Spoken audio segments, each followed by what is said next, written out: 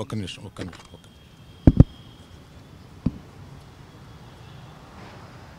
ఈరోజు కాదు, నిన్న నేను 2017లో ఒక ప్రాపర్టీ కొన్నాను. ఆ ప్రాపర్టీ కొన్నప్పుడు అందులో ఒక మైనర్ వాటాదారుడి భాగం ఉంటే అది నేను కొన్న తర్వాత అతను ఈడీ ప్రాబ్లం ఏదో ఉంది, అతను బ్యాంక్ లోను తీసుకుని అది ఏదో కట్టలేదు, దాని మీద అతనికి ఈడీ ఎంక్వైరీ ఉంది.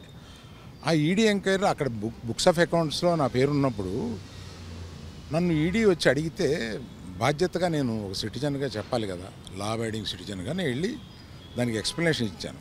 దానికి సంబంధించిన అకౌంట్ అది అడిగారు. అంతే తప్పితే దీన్ని మీడియాలో ప్రపోర్షనేట్గా కొంచెం పెద్దది చేసి చెప్పటం, వారు ఏదో ఒక ఎంక్వైరీ అడిగారు, నేను వెళ్ళి చెప్పి వచ్చాను. ఇంతకు తప్పితే నేను చెప్పేది ఏమీ లేదు. ఏమండి, అవన్నీ నేను ఒక కేసు అక్కడ ఈడీలో ఉన్నప్పుడు నేను ఇవన్నీ చెప్పడం కరెక్ట్ కాదు, చెప్పలేను. Thank you.